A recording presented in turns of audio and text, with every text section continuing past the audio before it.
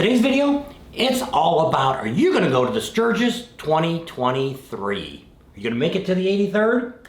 Let's talk about it today. Hopefully. Don't forget to subscribe, give us a thumbs up, and think about Patreon.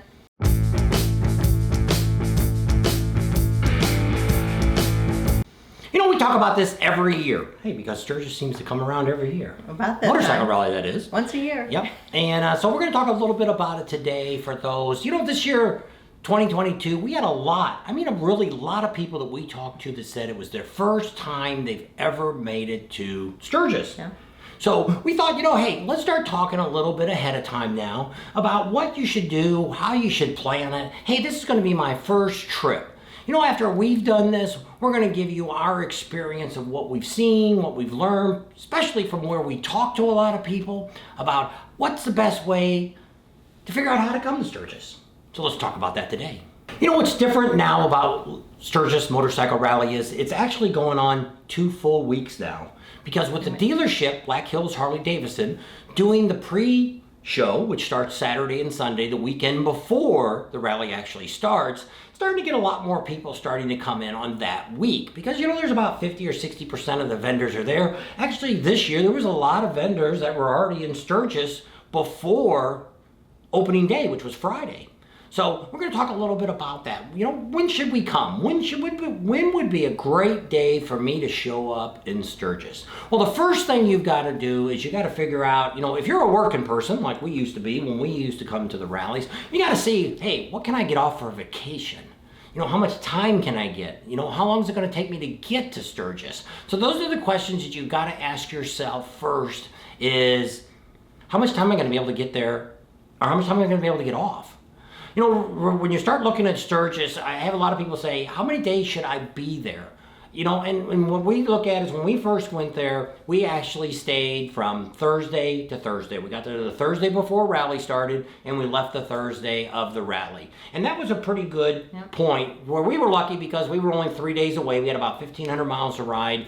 We were able to do it in 3 days, and we had an extra day to be home before we had to go back to work the next day. So that's kind of how we figured it out. I have a lot of people that say, you know, maybe I'm going to stop in there for a day or 3 days or something like that. If you're really going to go that far, unless you live already, you know, a couple hundred miles away from Sturgis, that's kind of a waste.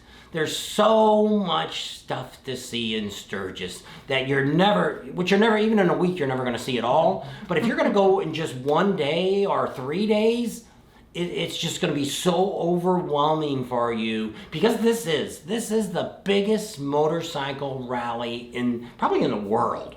Because you think, well, Sturgis ain't that big. It's only 7,000 people in Sturgis.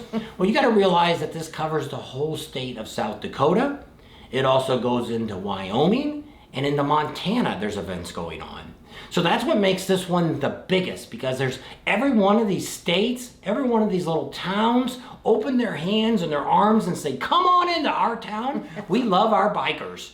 And that's what makes this rally so much special compared to any other rally that's out there because of that. You know, and we won't get into what these other rallies do to people and things like that and the problems that they have. You know, it's just Sturgis. If you've experienced Sturgis the first time, you will be overwhelmed by getting there. Just seeing Main Street with all the bikes on it, you know, there's 2,500 bikes lined up down on Main Street. That's pretty much all the time except for at night when they clean the street. That's right. Other than that, it's 9 o'clock in the morning, you go down there and it's packed at midnight.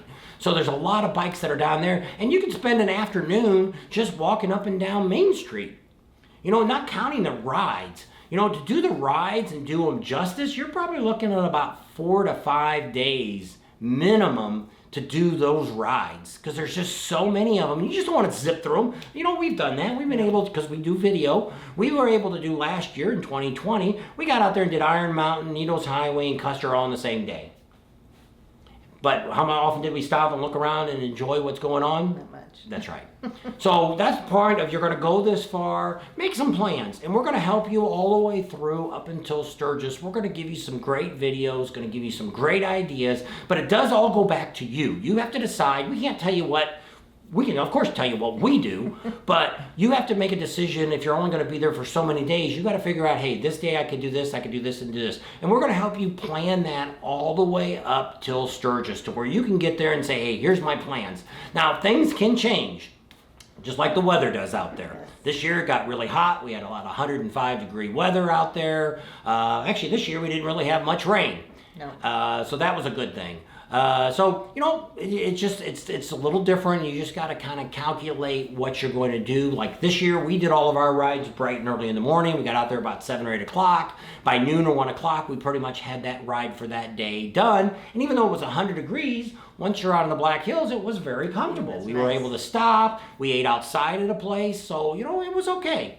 But once you got back into Sturgis or Deadwood, it started getting hot again. Rapid City, really hot. Yeah. So that's the first thing you've got to decide is how many days do I need that I want to spend in Sturgis? How long is it going to take me to get there? You know, then you got to decide, well, you also got to kind of decide once you figure out your vacation, how am I going to get there? Am I going to ride my bike all that way?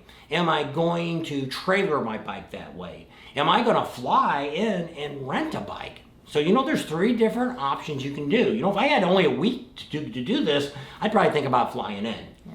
You know, you could fly in. Some of the people fly into Denver, and what was it, about 500 miles from Denver to drive in? Yeah, I think it was almost an 8-hour drive, yeah. Yeah, so, you know, you could drive in, rent a car, drive in, and get into Sturgis, and you get all that. You could fly in, get your midnight flight, get there early in the morning, get your car. By that next night, or by that night, you would be there. So probably a day to day and a half, you could be from wherever you're flying from to Denver and fly in. There is an airport in Rapid City, but it's going to cost you, and they got very limited flights in and out. Now there is smaller airport. Yeah. One of the nice things they did this year, which I don't know if they'll do next year, you'd have to call Eagle Rider and see if they're doing it. They actually had a setup at the airport in Rapid City that you could pick up a bike. Now we also met some people that we met a gentleman from was Iran that actually rented a bike in Seattle and he rode it over. So you might consider that, especially if you're coming from a foreign country or anywhere you might be coming. Yeah. Hey, I might be coming from Florida. Man, I don't want to ride all that way. Maybe I'll ride from Milwaukee. Maybe I'll ride from Illinois, Chicago, a bigger city, pick you up a bike and not have to go quite as far, but at least you got some experience of, you know, riding some of those roads that you normally don't get to ride. So those are the things you have to really decide first is, 1, how much time am I going to get off work? 2, how am I going to get there? And then 3, how many days do I want to spend there? So actually those 3 are actually all part of your first big decision that you have to make, because that's going to tell you what you're going to get to do while you're there. So those are the things you have to really think about before you do anything with Sturgis. Now, why are we talking so early now? Sturgis was just over, what? A month ago. Not even 30 days ago. Because they're already starting, things are starting to already get. We just talked to the Buffalo Chip. They're getting another new computer system. They thought they were going to be, what do you say, the 9th? You thought it would be up? The 6th. But it probably isn't going to be up by then. Normally they start taking reservations sometime in September, and that's what we expect. We're going to get a call next week from them, and they'll let us know what their opening day is going to be for you to start booking. One of those like days in, they're in November is when they start. So anywhere between now and the first of the year, most of the campgrounds will start taking reservations. You remember what that Lansphere, what they said? I think it was in November too. And at Chris's Campground and Spearfish, that was November. So most of them, they like a little bit of breather time after the rally until before they start getting ready for the next rally. And they got to look at expenses and things like that and figure out if they're going to raise the prices and all that kind of good stuff. But you got to remember too, the biggest thing too is book early. You know, a lot of the stuff. Save your money. If you're on a budget especially. Because the earlier you book, the cheaper it'll be. Sorry. And there's a lot of different things you can look at. You know, you could go to the Buffalo Chip, for instance, and say, hey, you know, I'm just going to go in there and get the camping pass first. You know, that way I've got that. I get that at the best price that they've got. And then in the next month or so, figure out if you want to get an RV spot or if you want to rent a cabin or whatever you have. Now, if you're looking to rent a cabin, you're probably not going to want to wait too long because most of these places, cabins go really, really quick. Because that's what the motels, because a lot of the people will say that, you know, I can get 4 people in a cabin, where a motel room, it's tough just getting 2 people sometimes in a room, and let alone 4.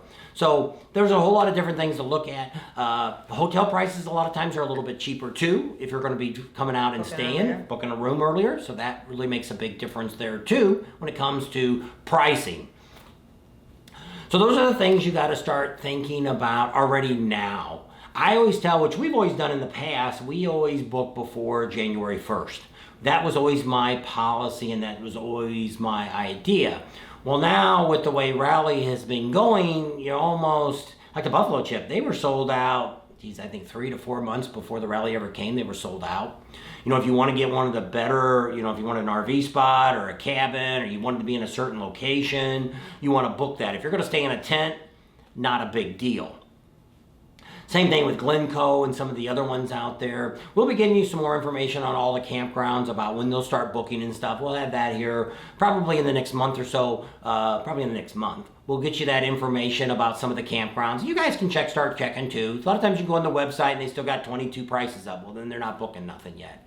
And if you're somebody that's already been at a campground, like let's say, hey, every year you go to Days Inn or you go to wherever you're staying at, they probably already have you tentatively on the books. Now, some places will tell you, like when you leave, like Kathmandu, we could tell him when we left, hey, we'll be back next year, and he'll kind of pencils you down, and you got a little time before you have to pay your deposit and all that kind of stuff. So a lot of the campgrounds that you stayed at consecutively are usually pretty good about booking it. If you're kind of like us, we bounce around all over the place.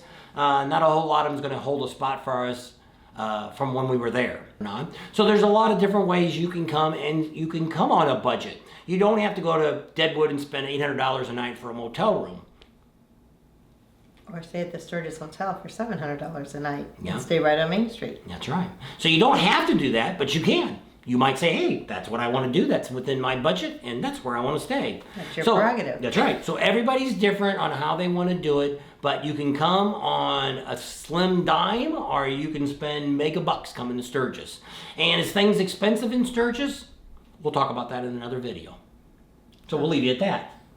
So thanks for coming along today. Hope you got a little bit of information. At least maybe start your planning stages right now. Subscribe to our channel if you haven't already. Share us with your family and friends. Think about Patreon. Give us a big thumbs up. Ring that bell for notifications. And we'll see you on the next video. And we got a whole lot more videos coming up the next couple of weeks. And I can't believe what's going on. We're just busy as heck. But at least we're home.